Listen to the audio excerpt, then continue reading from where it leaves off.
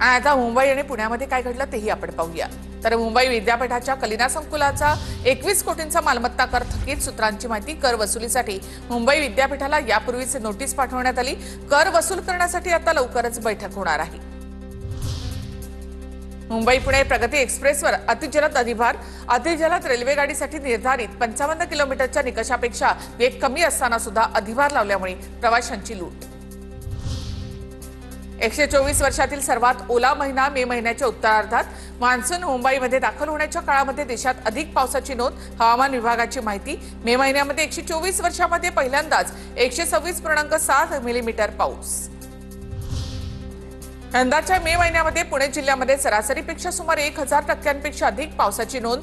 तर जूनच्या पहिल्या आठवड्यामधील सरासरीपेक्षा 39% कमी पाऊस। 14 जून नंतर पाऊस सक्रिय होण्याचा अंदाज। पीएमपीचे तिकीट काढताना यापुढे प्रवाशांची नोंद होणार। पुरुष महिला लहान मुलं किती संख्येने प्रवास करतात याचा डेटा गोळा करण्यात येणार।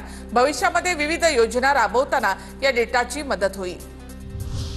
5 महिन्यामध्ये 21 पुणेकरांना डिजिटल अरेस्ट। सायबर चोरट्यांनी 9 कोटींवर मारला डल्ला। व्हर्च्युअल प्रायव्हेट नेटवर्कच्या वापरामुळे पोलिसांना चोरट्यांपर्यंत पोहोचणं कठीण जाते। पुण्यामधील खडकवासला धरणामध्ये मागील वर्षाच्या तुलनेमध्ये 1 टीएमसी पाणी जास्त। धरणामध्ये 18.75% पाणीसाठा शिल्लक। गेल्या वर्षी याच दिवशी 15.16% पाणीसाठा शिल्लक होता। पुणे मेट्रोकडून प्रवाशांच्या सोयीसाठी मंडई स्थानकाचा 3रा प्रवेशद्वार आजपासून खुलं। पुण्यामधील पर्यटन स्थळी पोहोचणं आता प्रवाशांना सोपं होणार।